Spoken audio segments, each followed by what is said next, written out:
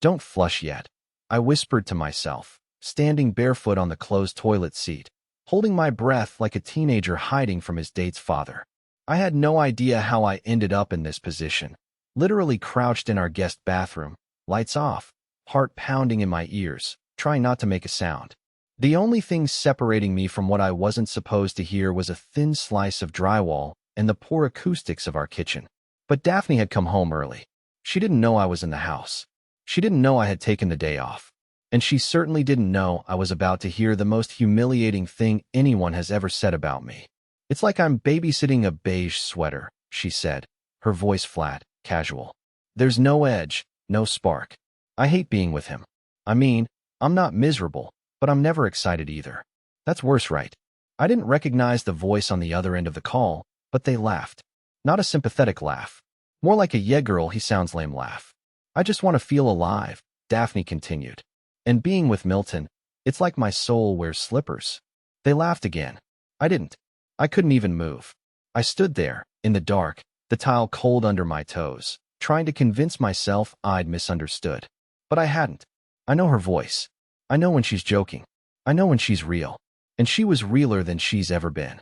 I stayed in that bathroom for another 23 minutes after she left for her Pilates appointment. I didn't cry. I didn't scream. I just sat on the edge of the tub and stared at the candle she lit last week, still slightly melted, wick crooked. That night, I cooked dinner. She said thanks. I smiled. She didn't notice that I set only one fork on my plate, that I never touched the food. She didn't notice that when she kissed me goodnight, I blinked instead of closing my eyes. She didn't notice anything. And maybe that's the point. Because by morning, neither she, nor that beige sweater she married, would be in that house ever again. I didn't sleep that night. I just laid there, staring at the ceiling fan while it spun slow circles above us, slicing the silence into little loops of numbness. Daphne had crawled into bed like she always did. After brushing her teeth, applying 3 kinds of cream, setting her phone to do not disturb, and turning exactly twice under the blanket. Her routine never changed. But mine had. I didn't close my eyes. I didn't turn my back. I just stared and thought and swallowed and tried not to feel anything, which, ironically, only made me feel everything all at once. By the time the sky began to pale into that soft gray blue of pre-dawn, I had already packed a small duffel bag. Not everything. I didn't want it to be a statement. Just enough to leave without needing to come back right away. I moved like a burglar in my own home, careful not to step on the floorboards I knew would creak. I left my wedding ring on the nightstand next to her sleep mask. I stood there for a full minute, looking at the back of her head, wondering if she'd even notice it was missing when she woke up, wondering if she'd feel anything. I didn't slam the door. I didn't write a letter. I just left. My car idled for a while outside the house. I was hoping, no, begging, for her to appear at the door, maybe with messy hair and sleepy confusion, maybe asking where I was going. But she didn't. And I realized, right then, that she probably wouldn't even call when she woke up. And if she did, it would be the kind of call that starts with a slow, sarcastic "really?" and ends with silence after I say too much. I checked into a cheap extended stay motel near the freeway. The carpet smelled like cigarettes and despair. The receptionist handed me a room key like she was used to men like me. Tired, unshaven, shoulders sagging from something they couldn't carry anymore. I spent the rest of the morning on the edge of a stiff mattress, scrolling through photos on my phone. I found one of us from 3 years ago at a food truck festival. Daphne had sauce on her chin and didn't know I was taking the picture. She was laughing. At the time, I thought it was the happiest I'd ever seen her. But now I wasn't sure if it was the food or the freedom from pretending. Around 3 p.m., I got a text. "Daphne, where are you? Did you take your charger?" That was it. No concern. No confusion. Just a logistical check-in like I had gone to the store and stayed out a bit too long. I didn't answer. I couldn't. I just stared at the message until my eyes stung and my chest tightened with something sharp and hollow. I knew I shouldn't expect anything else, but part of me still wanted her to care. That weak, clinging, pathetic part that hadn't caught up to the truth yet. 2 hours later, the messages started to shift. "Milton, are you mad at me? What is going on? Why are you ignoring me? Seriously, answer. This is childish." And then, nothing. Until the following morning, when a knock came at my motel door. I opened it without thinking. And there she was. No makeup, no smile, no warning. Just Daphne, holding something in her hand I didn't expect. A letter. One I had written her years ago, folded neatly, creased from time. She didn't say a word, but her eyes told me everything I didn't want to believe. And I was about to find out that I hadn't even heard the worst yet. She didn't say anything when I opened the door. Just stood there, staring at me with a look I couldn't read. Not guilt, not anger, almost confusion. Like I was the one who had disappeared from her favorite painting and left it off balance. She held the letter awkwardly in both hands, folded into a square, so sharp it looked like it had been ironed. I recognized it immediately. It was one I had written her on our 10th anniversary, when I still believed we were invincible, when I still believed love was something you watered like a plant and not something that sometimes just shriveled quietly in your hands. I didn't reach for it. She didn't offer it. We just stood there in the narrow doorway of that motel room, with its flickering hallway light and humming ice machine, frozen in whatever strange chapter we'd stumbled into. "You just left?" she finally said. Her voice was flat. No crack, no softness. Just a plain sentence that somehow felt like both an accusation and a realization. "I heard you," I replied quietly, and her eyes narrowed slightly, but she said nothing. So I continued, even though my throat felt like sandpaper. "In the kitchen, on the phone, you said you hated being with me." Her mouth opened a little, like she was about to laugh or deny it, or say something clever, but nothing came out. She just blinked, then looked down at the letter again and let out a strange little sound, like a breath got caught in her chest and never fully escaped. "I didn't mean," she began, but I stopped her with a slow shake of my head. "I don't care," I said, and it was true. I didn't want the explanation, the context, the tired excuse of venting to a friend. What I had heard was enough. What she felt was the only part that mattered, and that truth had already detonated everything I thought we had. "I read this again," she said, lifting the letter slightly. "I don't even remember you writing it. Isn't that terrible?" She smiled weakly, and for a second, I saw the Daphne I had fallen in love with. The one who used to memorize my coffee order and steal my hoodie and draw little hearts on the grocery list.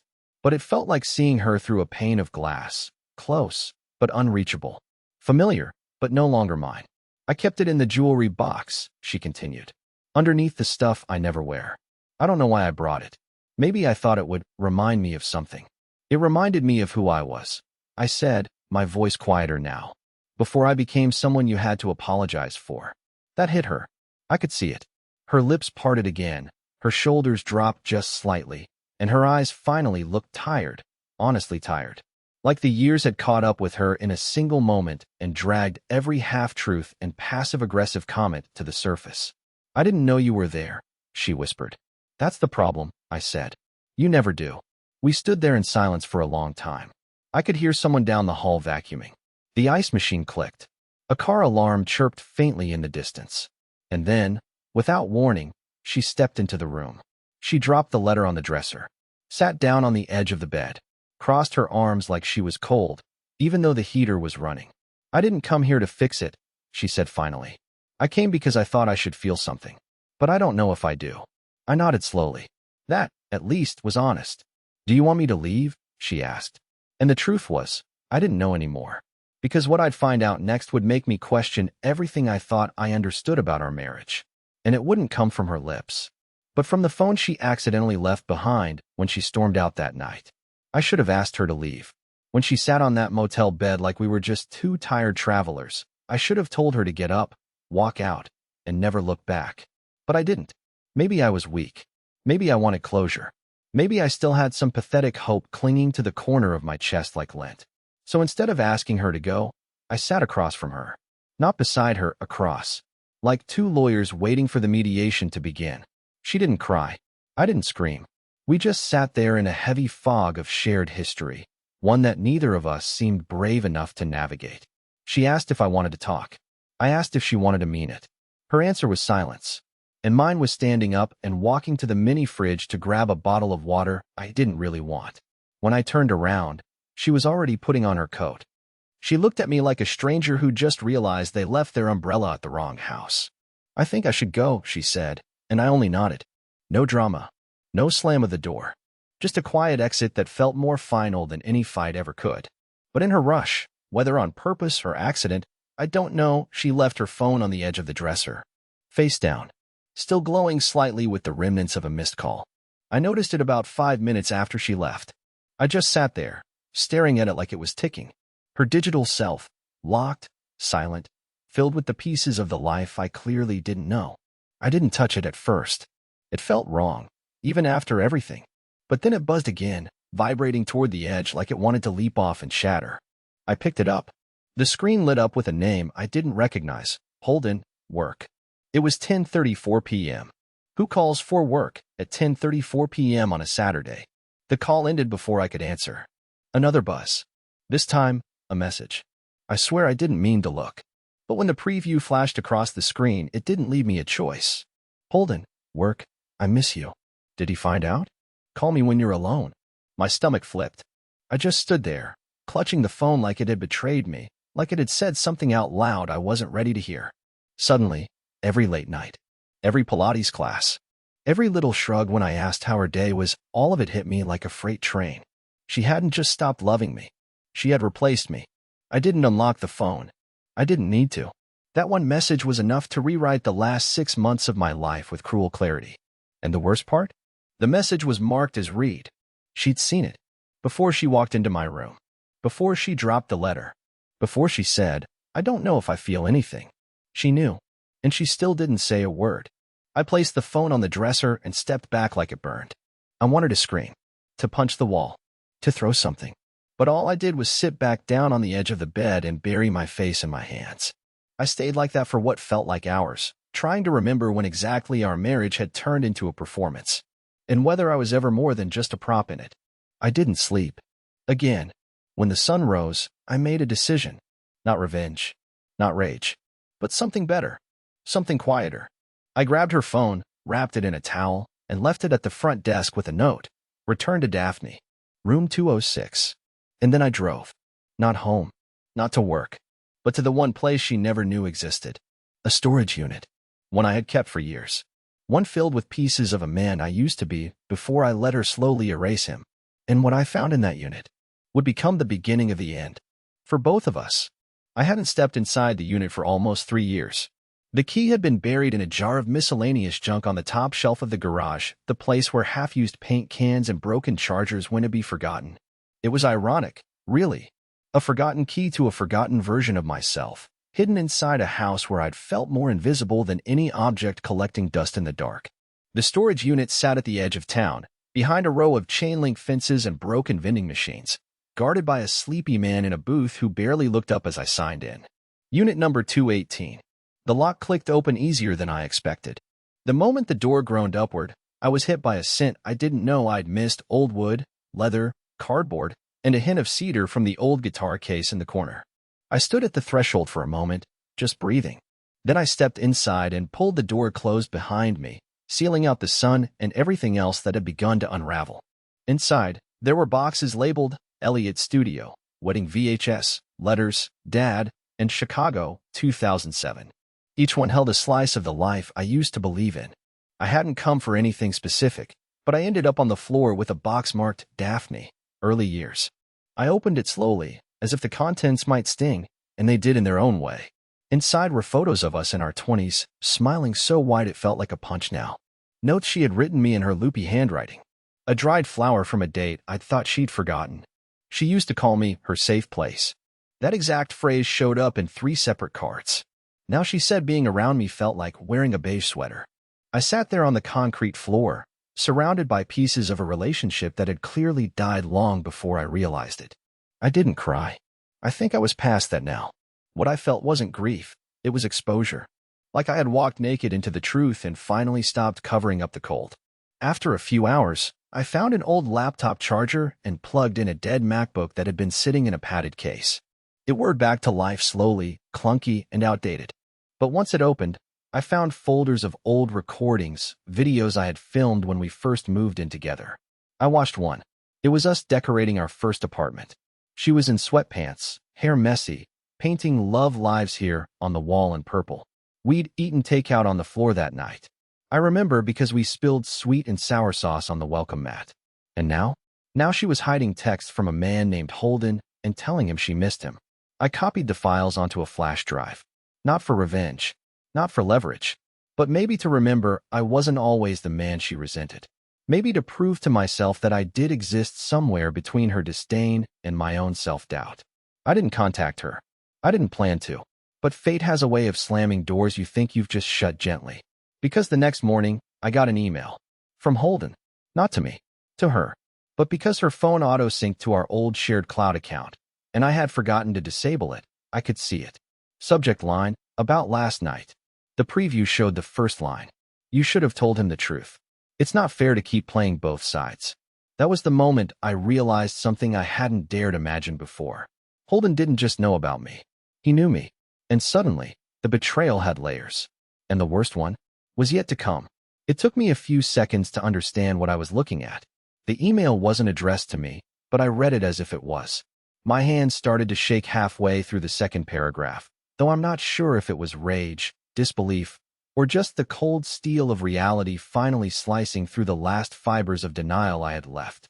Holden's tone was casual, like someone trying to untangle a mess they didn't fully create, but were tired of being part of.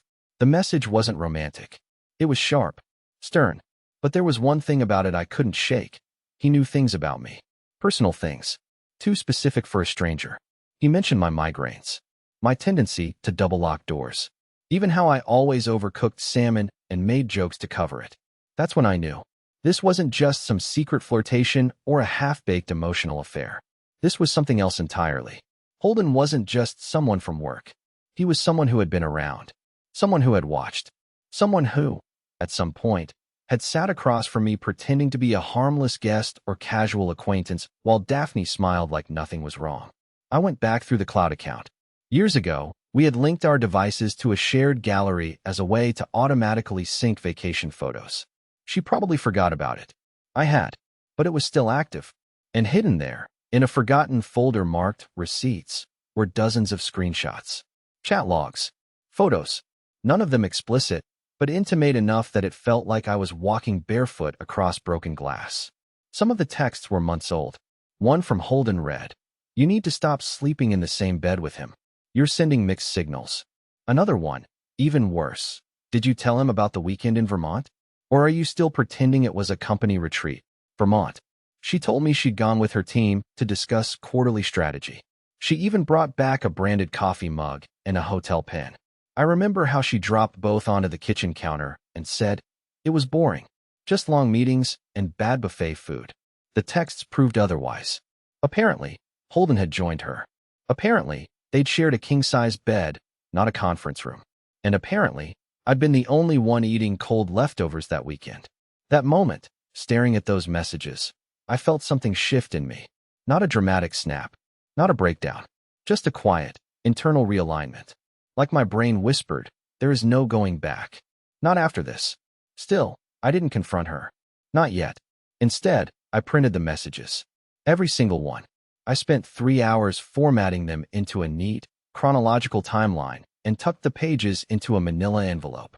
Then I added something else, something that might have seemed petty to someone outside the situation but meant everything to me. A copy of the video from the old laptop. The one with her painting "Love Lives Here" on our first apartment wall. I dropped it off at our house the next morning. No note. No explanation. Just slid it under the door and walked away. That evening, around 9:15, she called. I let it ring. Twice. Then I picked up, not with anger, but with a kind of exhausted indifference I never thought I'd be capable of.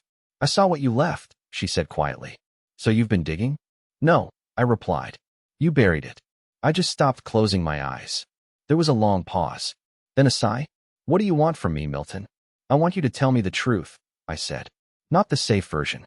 Not the curated one. The real thing." For once. She didn't respond. Just the soft rustle of her breathing. "Tell me how long," I said. A beat. Then 2. 6 months, she whispered. "Maybe more." "I don't know." "You don't know," I repeated, more to myself than her. "You know what hurts the most? Not that you cheated. Not that you lied. It's that you hated me, and I kept trying to love you harder because I thought I was the problem." "I never said I hated you." "No," I said, my voice calm now. "But I heard you. I heard every word." Another silence, but this one was different. Heavy. Final.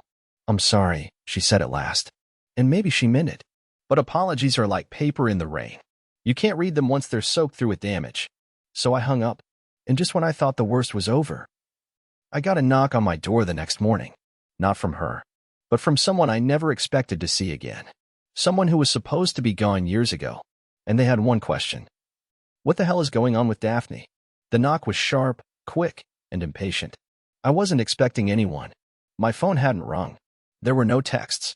For a second, I thought maybe Daphne had shown up again, but something about the rhythm of the knock didn't feel like hers. She would have tapped tentatively or just barged in with a passive-aggressive comment. This knock had force, like someone who had questions that wouldn't wait. I opened the door cautiously and found myself staring into a face I hadn't seen in nearly 5 years. It was Jonah, my brother. Well, half-brother technically, but the only family I'd spoken to semi-regularly after our parents passed. We hadn't talked in almost a year after a falling out too petty to even justify anymore. He lived 2 states away. He wasn't someone you saw by accident. And yet there he was, standing in front of my motel room door, wearing a jacket that didn't quite fit and eyes that looked like they'd driven all night. What the hell is going on with Daphne? He asked, skipping any greeting, any pretense. I didn't answer right away. I stepped aside, motioned him in, and closed the door behind him as he walked into the cramped space. He looked around the room, at the messy bed, the empty fast food wrappers on the table, the envelope still sitting half open on the dresser with Holden's messages poking out. She called me, Jonah said, turning to face me. Said you'd gone off the grid. That you were spiraling. Asked me to check on you. I let out a soft, humorless laugh. Did she mention the part where she called me a burden? Or the part where she lied about Vermont? Or the fact that her work friend knows my cooking habits better than she does? Jonah frowned, clearly caught off guard. I didn't come here to defend her, he said, his voice dropping. I came here because something about all of this feels off. And not just about the cheating. She didn't sound like Daphne. She sounded cornered. I tilted my head. Cornered how? I don't know. But she was frantic. Panicked. Said you might do something you'd regret. That you were reading into things. She begged me to remind you who you were. Whatever that means. I rubbed my forehead and sank onto the edge of the bed. You want to know what she means? She means she doesn't want the truth getting out. Because she knows I've stopped playing the role she wrote for me. Jonah looked at me, concerned. So what now? Are you going to blow up her life? Make it public? What's the plan? There is no plan, I said. I'm not out for revenge. I needed to know. And now I do. Jonah sat down across from me. For a few minutes, we sat in silence. Then he asked the question I hadn't let myself ask aloud. Do you still love her?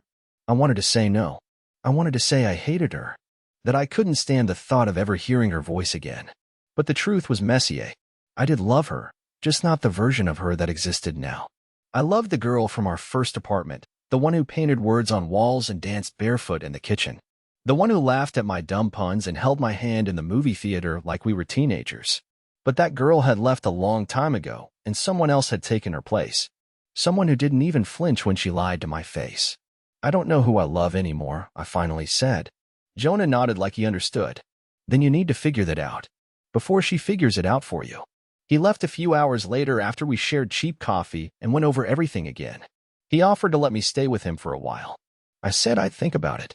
That night, I lay in bed staring at the ceiling, heart pounding, not from sadness, but from anticipation.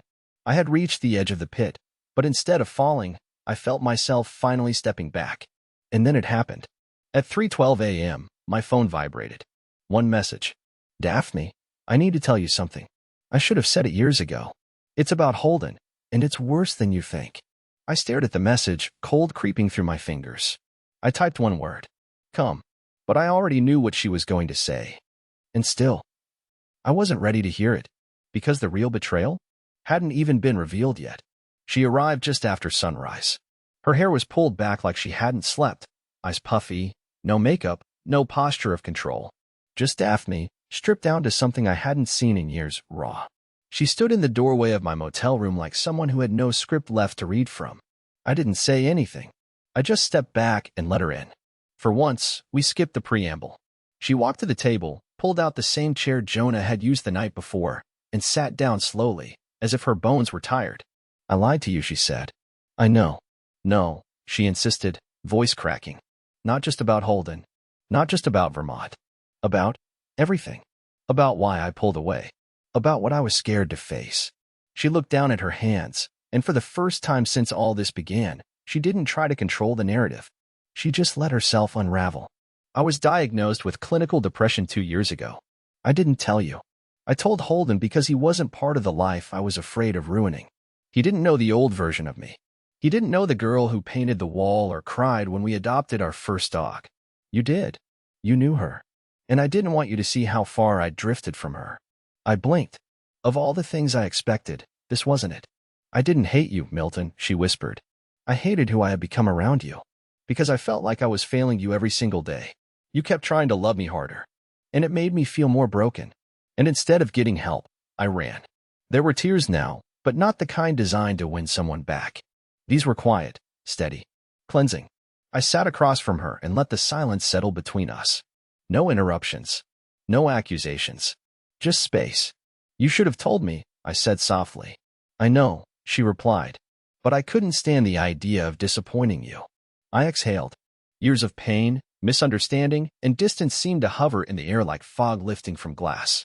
You didn't disappoint me, Daphne. You confused me. You shut me out. You hurt me. But you didn't disappoint me. She nodded, biting her lip. I'm not here to beg you to come back, she said. I'm here because I didn't want you to go on believing the worst thing about yourself just because I couldn't be honest with you. I leaned back, heart pounding in a different way now, not from rage, but from release.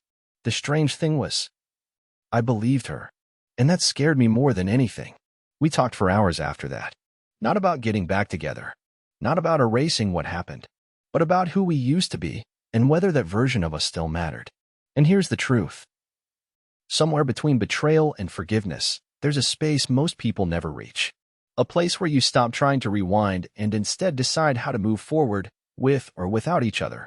We didn't jump back into marriage. We didn't burn it all down either. We took a walk that afternoon, side by side.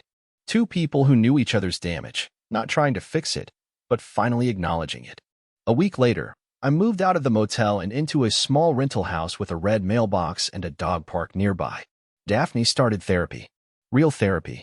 And we meet once a week. Not as spouses. Not as strangers. But as two people brave enough to say, let's talk. No lies this time. I don't know if we'll find our way back to each other. But I know I found my way back to myself. And that's the most important part.